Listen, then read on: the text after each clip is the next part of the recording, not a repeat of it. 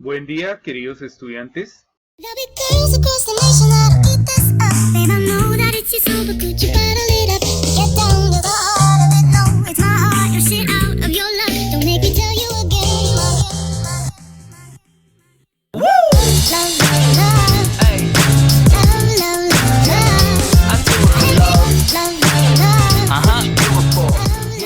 A continuación les presento la lección número 6 correspondiente al laboratorio 2, clarificación y filtración.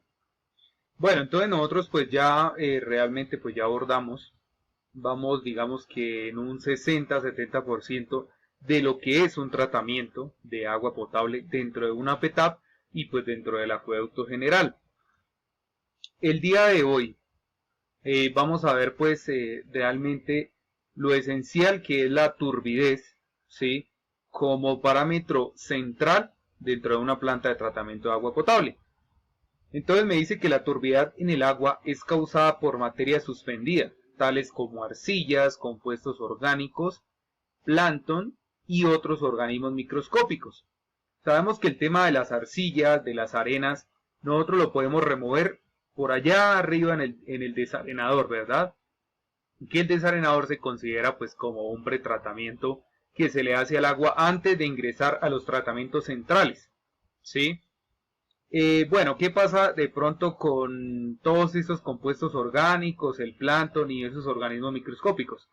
Desde la coagulación, floculación y sedimentación, o sea, en la clarificación, con la ayuda de ese coagulante nosotros podemos sencillamente pues remover esas sustancias, esas partículas que no queremos que estén en el agua y que me están aportando esa turbidez o esa turbidad, es lo mismo, realmente esas dos palabras son iguales. ¿Qué pasa con estas tres imágenes, muchachos? Entonces acá tenemos claramente, voy a señalar acá con rojo, tres muestras de agua, la primera, la segunda y la tercera. ¿Qué pasa con esta agua? Entonces se puede decir que la turbidez es alta, ¿sí? Entonces vamos a decir que la turbidez es alta en este recipiente, en el número 1, perdón. Aquí en el número 2 es como media. Y aquí en el número 3 es baja. Bien, entonces, tenemos tres escenarios, ¿sí? De pronto tres muestras de agua. Esta puede ser, por ejemplo, la que estoy acá mostrando, la primera, puede ser de, bueno, de donde captamos el agua. Un ejemplo, ¿sí? Esta, de pronto ya pasó a través del desarenador y es la que me llega al coagulador, ¿sí? Al proceso de coagulación, al proceso de mezcla rápida, esta. Y esta ya es sencillamente la que me pasa, por ejemplo, a filtración o a desinfección. Es decir, que la número 3 es como la elegida para realmente pues para tener esa calidad de agua o ese parámetro de turbidez en norma, que sabemos que es de 2 NTU, lo que me pide la norma.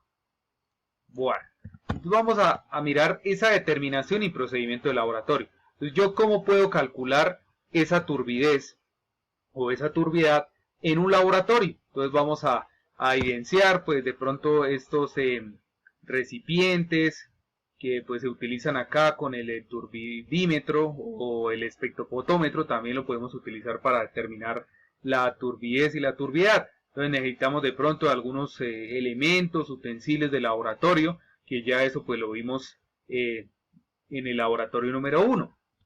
El color. Entonces, ¿qué pasa con el color?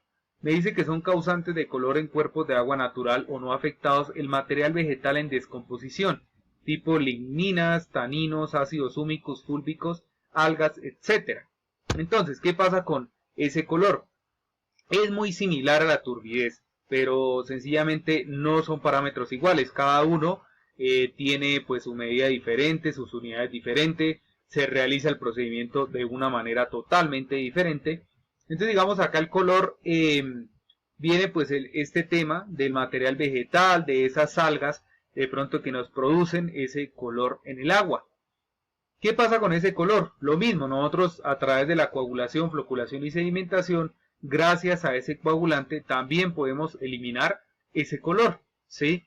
Lo ideal acá es que al final del proceso de desinfección garanticemos pues el color, ya sea el color verdadero o el color aparente, que esté dentro de la normatividad ambiental, que en este caso sería la resolución 2115 del 2007, ¿verdad? Entonces ella es la que nos va a decir si sí estamos cumpliendo con el parámetro de color o necesitamos cambiar algo dentro de nuestro tratamiento de agua potable. ¿Qué pasa? Lo mismo, aquí tenemos varios, dos métodos principales para determinar el color. Entonces eso también lo vamos a ver pues dentro del aula de clase. Acá pues evidenciamos un instrumento, debe ser el espectrofotómetro, que nos sirve pues para determinar el color. Entonces sencillamente acá ingresamos las celdas acá pues dentro de esta rendija, cerramos la tapa y aquí en la pantalla digital nos va a arrojar el valor exacto del color. Entonces lo mismo, ya debemos digamos pensar si está, o más bien pensar no, como analizar si está dentro del rango que nos establece la normatividad. Venimos por acá, entonces ya sabemos que la coagulación es un proceso donde debemos agregar un coagulante, ¿sí? Y las velocidades deben ser altas para que pueda ocasionar una mejor, digamos, disolución, una mejor mezcla del agua y del coagulante y de esas partículas, de esas sustancias pequeñas que me dicen acá, pues que están presentes en el agua. ¿Qué pasa con este gráfico? Nosotros ya vimos que esas partículas coloidales o esas sustancias, esos agentes que están por ahí en el agua, son en la mayoría de veces cargas negativas. ¿Qué pasa nosotros con el, por ejemplo acá, bueno, voy a acercarme un poco, de pronto no se ve muy bien, ahí sí está perfecto. ¿Qué pasa con el aluminio? El aluminio tiene cargas positivas. Entonces lo que hace el aluminio es atacar a esas partículas coloides y empezar a formar los flocks, que es lo que vamos a ver a continuación en el proceso de floculación. Entonces acá vamos a ver algunos videos de cómo se realiza en verdad un proceso pues dentro de una planta de tratamiento de agua potable. ¿Qué es la floculación? Lo mismo, entonces la floculación es similar a la coagulación, realmente necesitamos volver o más bien mantener como ese movimiento, pero bajando las velocidades. ¿Por qué? Porque si yo tengo velocidades altas acá en el proceso de floculación, lo que voy a hacer es romper esos flocks que necesito que no se rompan, sino que se aglomeren y me formen grandes flocks, para que en la sedimentación ya los pueda sedimentar por gravedad, pues obviamente se van a ir al fondo del tanque y los pueda eliminar del agua. Se supone que acá, en estos flocks, en esos sedimentos, es donde se encuentran esas partículas pequeñas. Esas partículas que me pueden aportar color, me pueden aportar turbiedad, me pueden afectar pH, conductividad, bueno, etcétera, diferentes parámetros que nosotros medimos en el agua. Entonces lo mismo, y acá es importante mantener esos giros, ¿sí? Mantener esos giros, pero a velocidades menores, ¿sí? A velocidades menores que en la coagulación. ¿Listo? Entonces en la coagulación tenemos es una mezcla rápida. Acá en la floculación es una mezcla lenta. Lo ideal de la floculación es que todas estas partículas pequeñas que están por ahí ya resulten más pesadas y más grandes para que en el proceso de sedimentación se me puedan sedimentar. Bueno, seguimos por acá con la sedimentación. Entonces ya aquí por sedimentación lo que queremos es que las partículas que están por ahí en suspensión en el agua, obviamente con el peso, o sea, con la ayuda de su densidad, con la ayuda de su peso específico, se puedan sedimentar, ¿sí? Puedan caer al fondo de mi tanque, ¿sí? Entonces todo esto que estoy acá señalando serían esos sedimentos que los debo retirar del agua para que el agua, rayar acá con azul, para que el agua ya clarificada me pase a mi filtración, ¿verdad? Que es el proceso siguiente de la clarificación. ¿Listo? Entonces yo ya tengo, claro, dos cosas. En la sedimentación no necesito velocidad.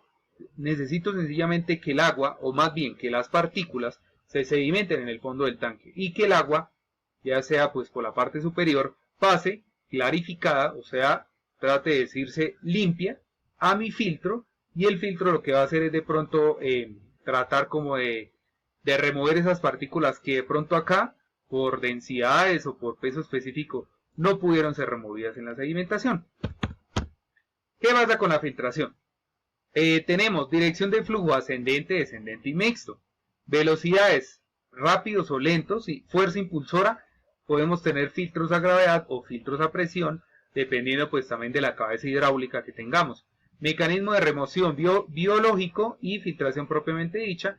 Y tipo de lecho filtrante, medio granular, cartucho y membranas. Entonces es lo que vamos a ver acá, digamos de manera específica. Esas membranas, ¿qué son? Entonces me dice que es una película fina que permite el paso de ciertos componentes mientras que retienen otros. Se clasifican en porosas, separación mecánica, homogéneas, separación por diferencia de tasas de difusión a través de las membranas.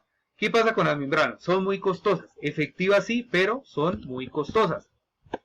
Tenemos acá la tecnología en membranas. Entonces la fuerza principal de la tecnología de la membrana es que trabaja usando el principio de selectividad con bajos insumos y sin reacciones químicas. Es decir, que yo no necesito ningún tipo de pronto de lecho filtrante, de material, estarlo de pronto cambiando, bueno, etcétera, sino que digamos, por ese principio de selectividad trabajan las membranas.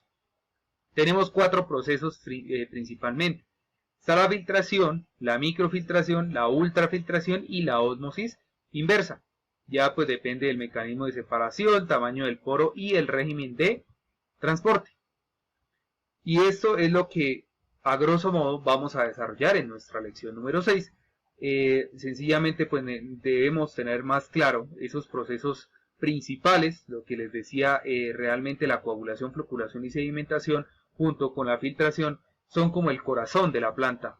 O sea, realmente acá en estas 4 estructuras hacemos prácticamente como el 80, diría yo, el 80-85% del tratamiento general de una planta. Porque ya cuando nosotros pasamos a desinfección, garantizamos es eliminar esos agentes patógenos del agua.